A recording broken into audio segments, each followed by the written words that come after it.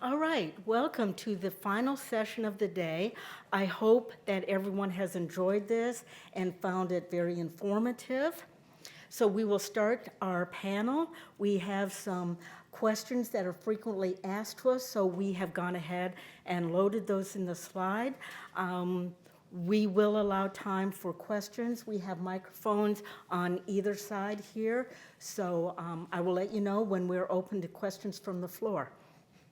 Our panel today consists of our director, John Fitzpatrick, Associate Director for Operations and Industry, Greg Pannoni, Bill Sierra, who is the Associate Director for Classification Management, and last but not least, the most popular guy in the room today, Dr. Patrick Viscuso, who is the Associate Director for the Controlled Unclassified Information Program.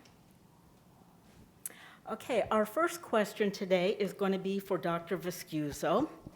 The CUI draft regulation is out for public comment today. When can agencies expect implementation to begin, and how long might it take? Well, the short answer is next year. It will begin at the beginning of next year. Well, why is that so? Because the CUI federal regulation will be finalized within the calendar year. Once it's finalized, that will allow agencies to develop their agency policy that implements the CUI regulation, and then that will allow them to then develop training. We will have modules of training that we can help agencies with, and this will allow them then in turn to train their employees to recognize CUI markings and some of the other requirements involved in handling. We project that to be within the first year after the issuance of the federal regulation. That's what we call, combined with the assertion of the physical safeguarding requirements, we call this initial operating capability. I made some reference to the physical safeguarding requirements. If we have done our job correctly with the federal rule and captured the response of the interagency to what do you do right now to protect this information, and capturing that baseline, then this should be a soft start. However, the full implementation of the program will occur over several years. What will it involve? Well, it'll also involve IT implementation. And because it's phased, it will be according to the agency's schedule. The agency's schedule and either upgrading systems or replacing them to meet the CUI requirements. CUI requirement for safeguarding is moderate confidentiality. But there are other requirements as well, and they involve such things as the browning out of the old markings and their replacement by the new markings, the consistent system of markings that will be associated with CUI. Now, where will agencies go for information about the phased implementation deadlines that the executive order speaks of when it talks about CUI implementation? They will go to a national implementation policy or a document that we will issue at the same time as the CUI federal regulation is finalized. This is a planning and management framework that contains the elements for agencies and their order that will be necessary in terms of meeting the deadlines of implementation associated with the program. And it will be, a number of other documents will also be issued at the same time that will also be very helpful. So the short answer to the question of implementation, it will begin next year. The longer answer for full operating capability will be several years associated with phased implementation deadlines. Thank you, Dr. Viscuso. Next question is for Mr. Sierra. This is a question we get a lot, so we wanted to make sure that we answered it here. Where can we find information about the SF312 non-disclosure agreement? Well, what happened was a few years ago, the Director of National Intelligence was designated as the Executive Agent for Personnel Security for the government. And up until that time, the care and feeding of the SF312 had always existed here at ISOO because we were the only ones up until that time who were interested in doing it. And so once they got that designation, they suggested to us that we pass the care and feeding of SF 312, the non-disclosure agreement, to them. So it now resides with them. And so any policy questions or any other sort of interpretation type questions that come up now with the SF 312, it needs to go to the Director of National Intelligence. And I forgot to bring the citation of the website. I believe it's, you can send an email to secea@dni.gov. This is posted on the ISOO webpage, so if I'm wrong, you can correct me. But it is right there on the webpage. Thank you. For Mr. Pannoni, what are some incentives for classifying the minimum amount of damage to protect our national security from damage? I'm sorry, what are some incentives for classifying the minimum amount of information to protect our national security from damage? Okay, I'm gonna, Pat, you did a marvelous job. I'm gonna defer, no, I'm not gonna defer to Pat. So I get this question from time to time. It's central, I think, to the overall program. In a few words, I would say reducing cost, increasing accurate and accountable classification, and minimizing the amount of information that does get classified, and making information available, utilizing information. So let me just highlight a couple of try to hone in on at least one incentive for the individual, because that's not always easy in this particular question. The performance element that I referred to this morning and that Bob mentioned in his workshop concerning users of the classification system on a regular basis, on a significant basis, I believe is the words in the order, are rated on their handling of classified material. And so if a person is, being more accurate in their classification activities, then they're likely to get a higher rating. At least that's how I see it should translate. So that's an incentive for people to want to accurately classify, in the derivative space for most people, but even for the original classifiers as well. But cost, anytime we classify information, we've added things both in the processing of the information. Typically, information systems have to be approved to process classified information. We have to safeguard the information. That could be building a SCIF, open storage area, or purchasing a security container, and all these things cost money. There's some other intrinsic values. If we classify information that isn't really deserving of classification, what does that say about the information that does deserve to be classified and the system that we're putting all this information into? It loses, I would argue, it loses some of its value when you do something like that. A crude example is if you were to take a cup of coffee, and if you continued to add sugar to that coffee, eventually you've transformed the coffee into some muck or gook of molasses or whatever. And so the classification system, I think, arguably has the same thing like a lot of systems. If you don't make sure that what you're putting into a system is not what belongs there, then you weaken, you diminish the value of that system. So, and then there's the sharing. Naturally, when we classify information, we have limited the population to which we can share the information. So we don't have the benefit of the American citizens having access to what could be important policy decisions that are occurring in our country. And I don't want to point to the one that Mr. Snowden may have elevated, but that is an example that not that I agree with the way he went about doing it, but that I think is a relevant example of that. And so sharing is an important thing, and I think the collaboration as well within the government, because there's only, while it's a large number, there's only so many people that are cleared to see classified information. So when we classify information that perhaps doesn't deservedly require it, we've reduced that audience to share as well. So that's what I would say. All right, thank you. At this time, if there are any questions from the audience, we would love to hear them. Please step up to one of the mics and ask away.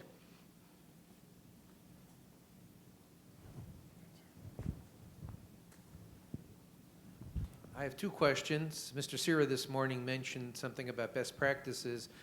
I was wondering if ISOO had any viewpoints on best practices for agencies in terms of going all Fed versus heavy on contractors and a minority of Feds in terms of best outcomes for a review and declassification.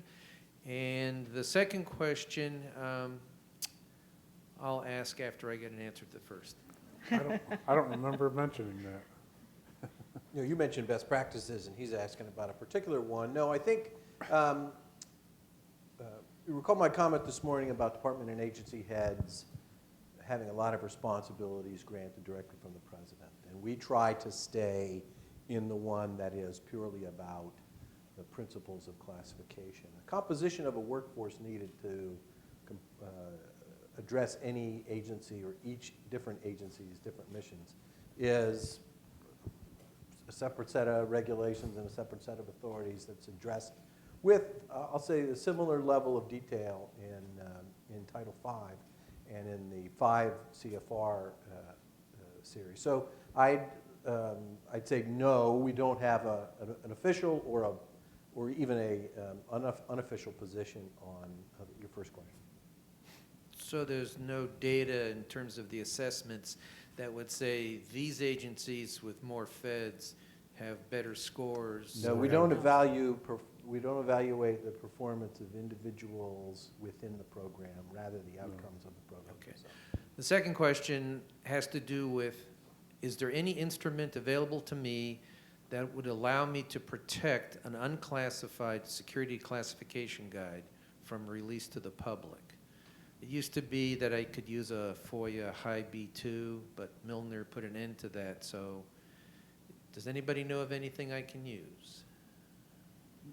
Not being much of a FOIA expert myself, I really, I think that could be very problematic if you can't come up with a good FOIA exemption for it. Right, there's no native authority in any of the orders that ISOO oversees that would provide that authority, and I think several of them actually have language that would counter, against anything but a specific law or regulation providing that authority. But we don't have a registry of those.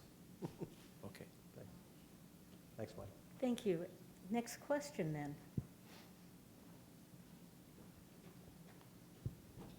Hello, I just want to say, first of all, thank you very much. I found today extremely informative and helpful. So Thank you. I'm going to take a lot of the lessons learned today back to my agency and hopefully assist us in our decision making.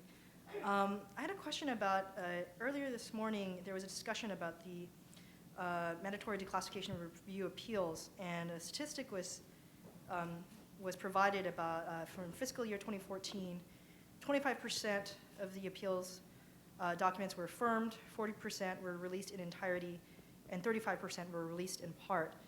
To me, which means the agencies got it wrong 75% of the time or something like that. Yeah, that you're not the first one to make that observation. Some of the special interest groups also make that observation. And so some of the special interest groups actually considered that to be their definition of overclassification. The fact that the ISCAP had to overturn something that they did. But there's a little bit of a problem with those percentages that we come up with, and that is because a lot of the documents that we get before the ISCAP end up coming before ISCAP because the agency hasn't responded within the stipulated 1-year timeline. So in a lot of cases, we're working on documents that the agencies never actually rendered a decision on. And then and a lot of them already come to us already declassified in part. What happens is an agency can tell an appellant, well, you know, we're going to keep this declassified in full, or they can actually redact the document and partially declassify the document, provide it to the requester, and the requester says, that's not good enough, I'm appealing to ISCAP. We get a whole lot of them that fall into those two categories. And the other bit of data that I would take into consideration here is that that is just the productivity of cases that make it to the ISCAP. The universe of cases that are addressed in a mandatory declassification review, something else that ISOO reports on an annual basis. There's something on the order of 10,000-ish, if I'm remembering this, is my scale off by a zero? Is it that? There's a 10,000 MDRs to agencies. Yeah, that's right. About 1,000 of those, and these are rough Right. percentages, but close. About 1,000 of those are appealed back to those agencies, and then 100 or 120 on Right. a heavy year will be appealed again. So you're really down selecting to very determined Right. appellants, and when you only look at those cases, you're not able to measure, appreciate how many of the 10,000 were satisfied or just gave up. There's no saying that it's 90% satisfactory. We know that 90% didn't reach an appeal, and so we try to look at the system of those things, and those numbers are important because often the ISCAP, which puts out important documents now made available to the public, is looked at as a model for couldn't all of declassification happen this way.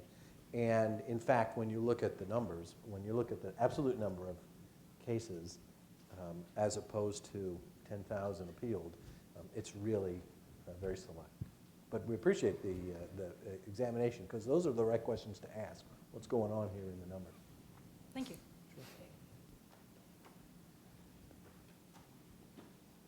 Okay, good afternoon. I thank you too for the program. Thank you. So is there overlap or clearly defined lines between CUI and FISMA? There is, let's answer it this way. The executive order tells us to implement the CY program consistent with NIST standards and guidelines and OMB policy. It does not tell us to set up a parallel system. In fact, what it does do, it tells us to operate within the parameters of the risk management framework, but in setting our requirements to require that the standards be used in a consistent way, the same way in terms of safeguarding or handling CUI. So I would answer that question that way, that we operate within the risk management framework, not parallel to it. There's also, I would add, that's exactly right, and there's also some, we're good companions. I think Ron Ross, we said of Ron, and Ron said of us, we're really good partners. In FISMA and NIST in particular, the NIST standards are written for the purpose of supporting government activities and safeguarding decisions made by agencies with their authorities. But they don't have authority on their own. They're invoked by the decision of a department and agency head and how they use and apply them, and by the FISMA and other acts that say government get your IT act, other laws that say government get your IT act together.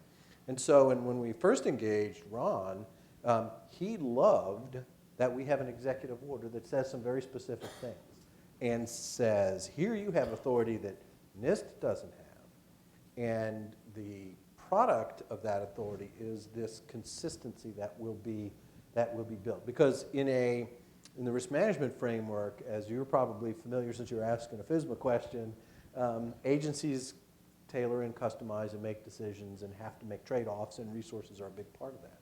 And so having the ability to say this one novel policy statement that we make about IT, which is moderate level confidentiality for CUI, system processing CUI.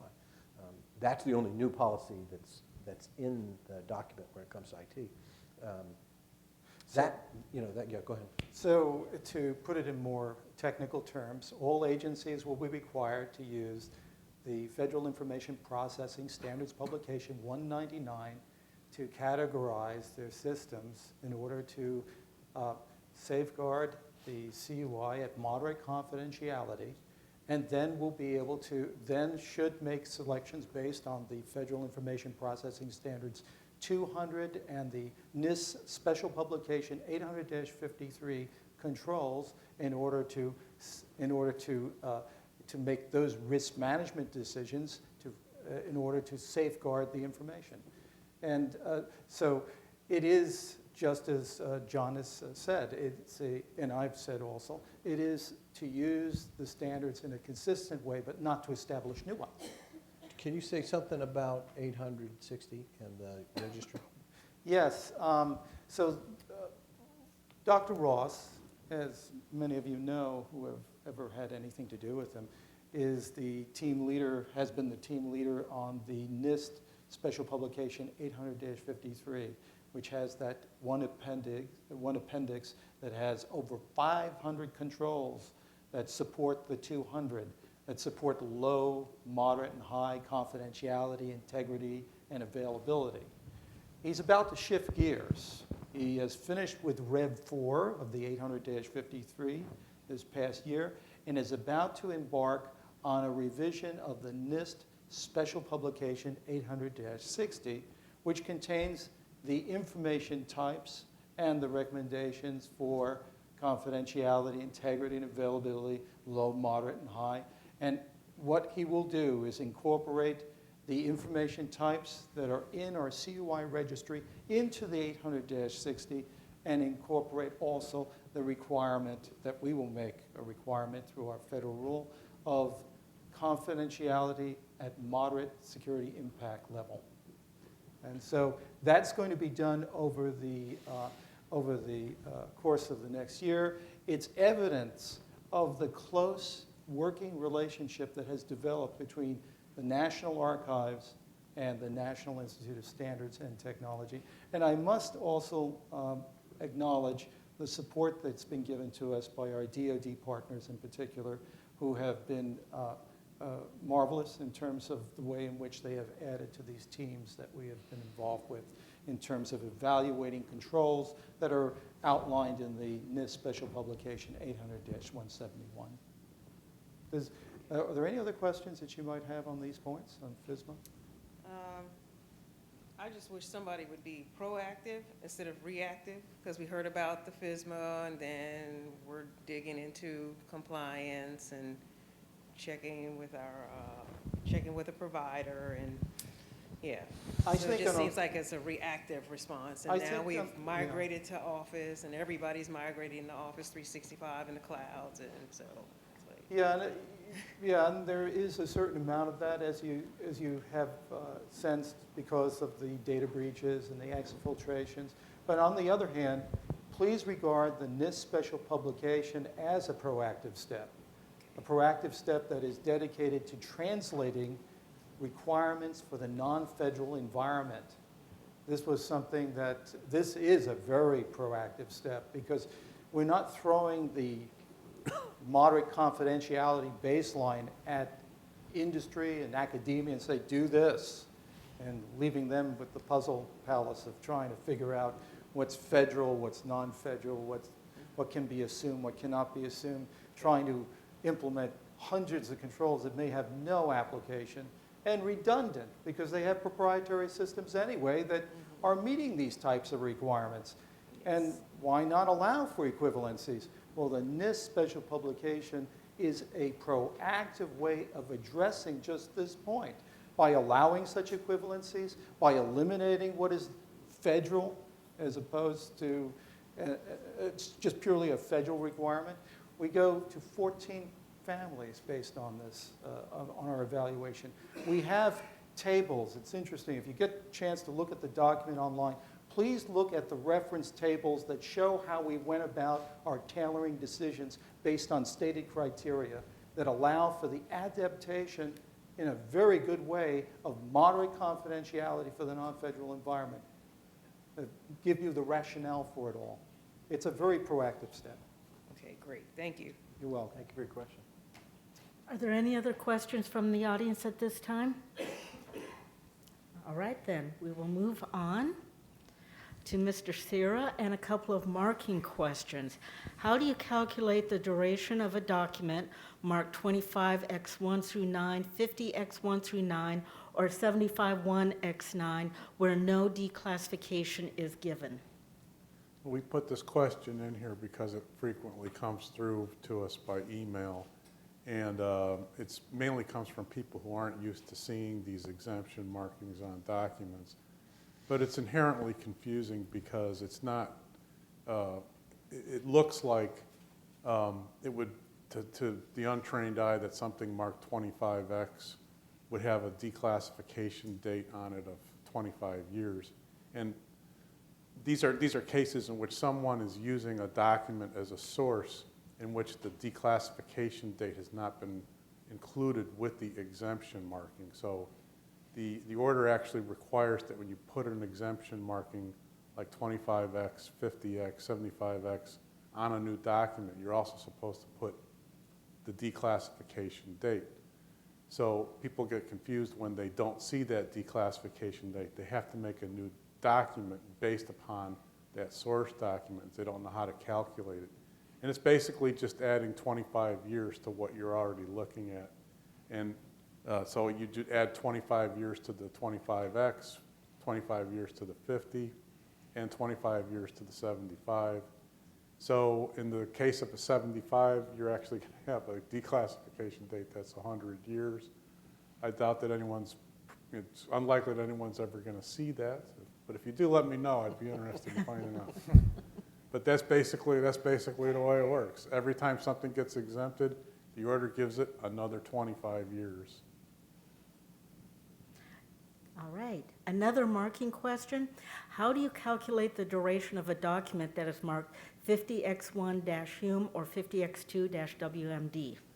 Well, in this particular case, it works a little bit different. It's similar, but it's a little bit different because the order doesn't require you to put a declassification date along with something marked 50x1-HUME or 50x2-WMD.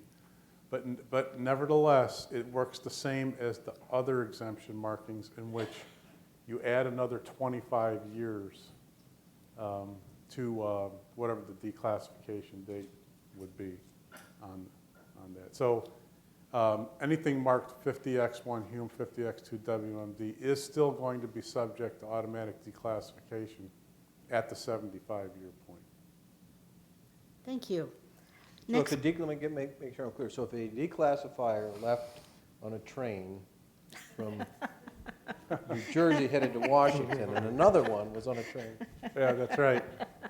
And I don't know why there was no requirement to put the declassification date along with 50x1-HUME or 50x2-WMD. It was just good enough to just put that marking on there, and I think people felt more comfortable without requiring a declassification date on there, and that's just the way it worked out when the order was being revised.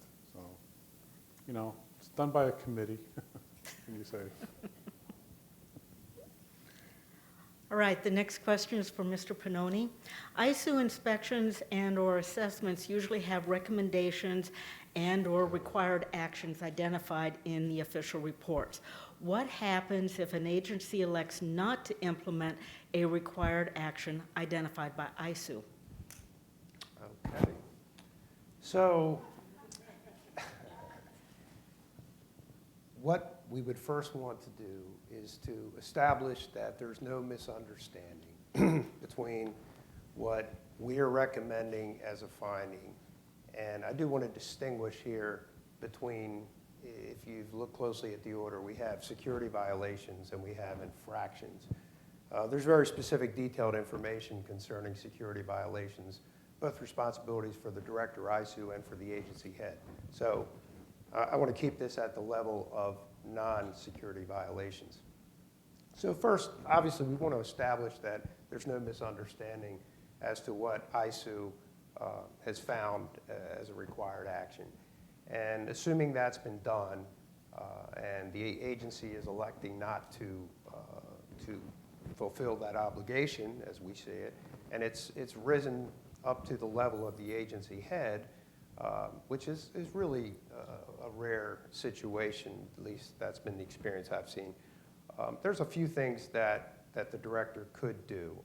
The order, for one thing, talks about going to the Attorney General when there's a question of interpretation on any aspect of the order. That's pretty extreme, but that could be done. Actually, it's something that in the past, at least one instance I'm aware of, ISOO has done that. So there's that. The director, and obviously he can speak for himself, but ISOO as a whole, but the director in particular, we get our guidance from the Assistant to the President for National Security Affairs. And so there's that avenue if he were to choose to do that, to go to the Assistant to the President for National Security Affairs for guidance and how to handle a situation like that. And then I would say last, the annual report that comes out annually, but obviously the director could write to the President anytime. But certainly the annual report gets wide coverage, and if necessary, we want it to be very specific and highlight an agency. We normally don't do that in the case of a negative instance, but that's certainly within the potential of some of the available options in an extreme case like this, where the annual report could actually cite agencies that are not complying. So those are some of the examples or types of responses that I believe ISOO could provide in those situations. And I would say that the report that comes out at the end of this month has a few broad topics, not this agency didn't do this even though we told them, but rather here's a trend that we're seeing agencies, programs not strong enough, and we've told them before. And so I'm very interested to see what comes back from the White House in this year's letter says, hey, this is a trend, what are we going to do about it? And that's where we need the guidance and the interagency to pull together. Thank you very much. Next question for Mr. Sira again. Are classified documents required to have a cover sheet on the top and bottom or the front and back? We put this one in here because it came in by email, I think just right before the meeting here, about a week or so ago. And it's a question that used to come up frequently, but not so much anymore. And the whole issue of cover sheets is that it's traditionally put only on the top. And in some agencies, the question has come up from time to time if they're supposed to be on the top or the bottom. There's no requirement to put them on both the top or the bottom. However, in these cases, it has to be made clear that an agency can always make requirements, more additional security requirements than what the order and the directive call for. So what's in the order or the directive are sort of the minimum standards. An agency can also make things more stringent internally if they so desire. And that's all you can really say about it. Okay, for Mr. Pannoni, classification guides are required to identify the elements of information regarding a specific subject that warrants classification, or put another way, state precisely the elements of information to be protected. Please provide examples of this level of specificity or precision. So I think to answer this question, we first have to keep in mind what is the purpose of classification guides. And that, as you know, is to facilitate the proper and uniform derivative classification of information.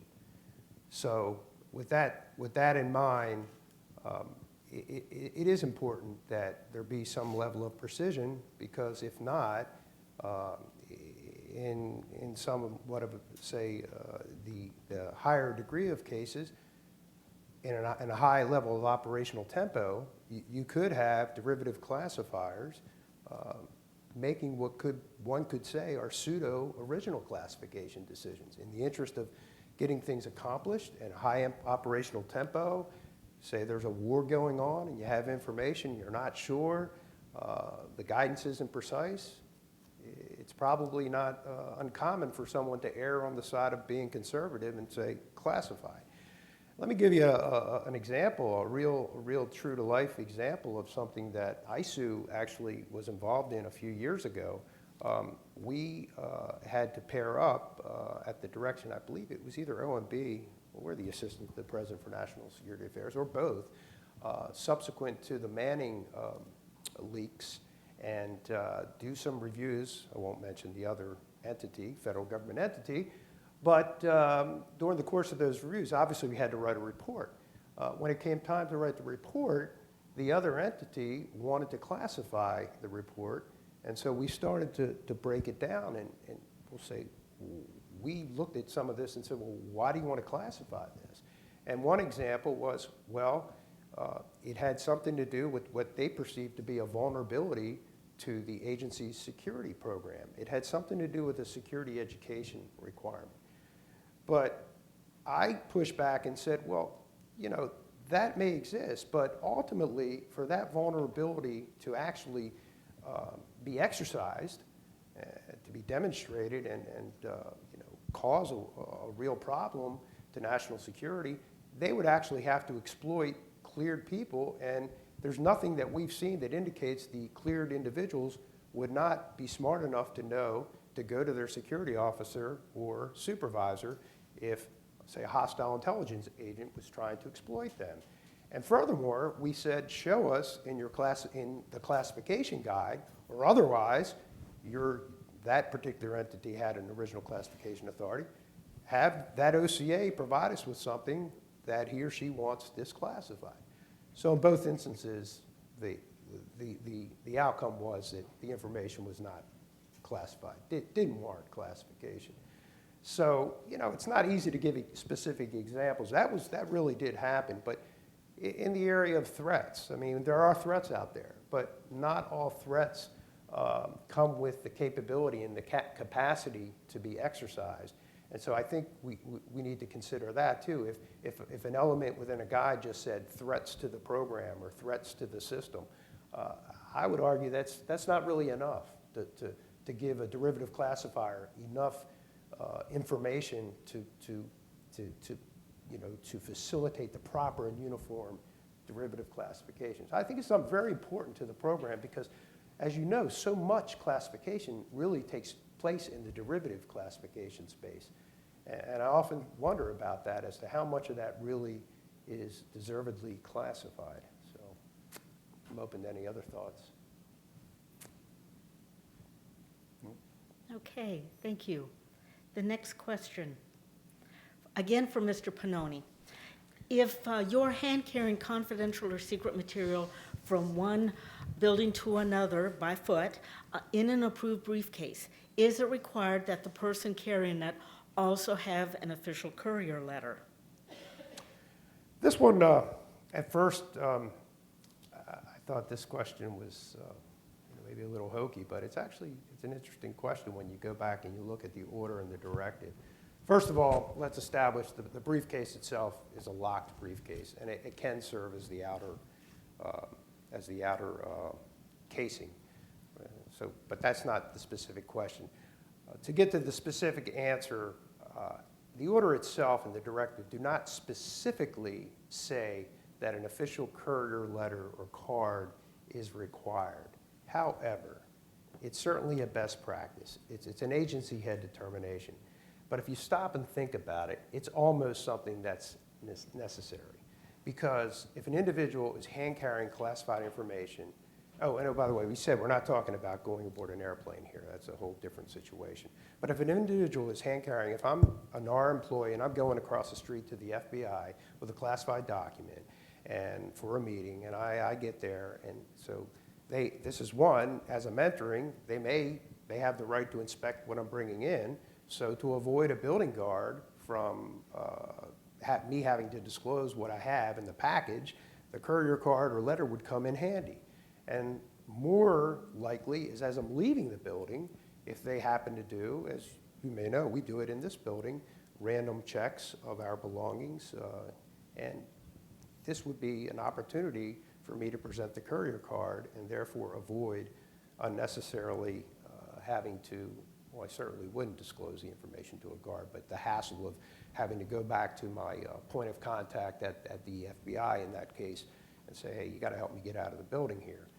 Furthermore, if, say, something happens as I'm crossing the street, not paying attention, I get hit by a car and I'm physically disabled and, you know, medical personnel come, or it could be law enforcement, whatever, and I'm physically out. Now, I've got belongings, not that this would necessarily stop it, but if they did start to look at my belongings and see this card and they're, you know, being very responsible, then they probably wouldn't open the package, I would think. So, you know, the short answer is no, but the best answer is yes. Some sort of a courier authorization is something we would highly recommend. All right, we're getting close to the end. We've only got a couple minutes left. Dr. Viscuso, will the CUI Executive Agent create metadata tagging standards as part of the CUI marking policy? No, we will not create the standards, as we have not created the OMB guidance and the NIST standards and guidelines, the Federal Information Processing Standards. What we will do is work with those authorities within the executive branch that are setting the metadata tagging standards in order that they may be used in a consistent manner with regard to the handling of CUI. So it's not really our job to take the place of those people that are in charge of making those standards or creating those standards that we would use within the executive branch, as we would not be we would not take the place of NIST in setting anything with regard to Federal Information Processing Standards 199 and 200 that are referenced in the FISMA. So it's the same principle. It's a matter of operating within the framework rather than creating the framework. It's a distinction to be made. It's not to say that metadata tagging is not the future. It's not to say that we will have no input with regard to it. It's not to say any of those things. But it is to say that we will, in fact, be operating within the framework, within the standards that are set within the executive branch. Does everyone understand that answer? Yes. So Yeah. does that also apply to, that basic principle, does that also apply to classified information, the metadata tagging? Is that more of a CIO function? Well, Agency or the DMI? are you talking about? So let me take this. Sure. So the CUI Executive Agent only has authority to provide exclusive and authoritative marking standards for CUI data. That kind of marking can be as simple as how it appears on the page or how it is designated within another framework. Let's consider that metadata tagging is another framework. Another framework is classified document markings, right? So we have a portion of the rule that says, here's how CUI is to be marked within, ISOO also happens to oversee this policy, classified marking standards.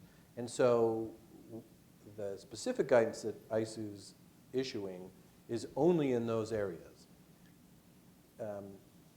The intelligence community metadata marking standards have to do whatever they have to do for their own purposes, but with regard to classified information, have to reflect the classified information marking policy that exists under Executive Order 13526. And so we're in coordination on all of those things. We have representation of the Classified Markings Working Group and help advise there, but metadata standards incorporate much more, many other disciplines other than the control placed on the information.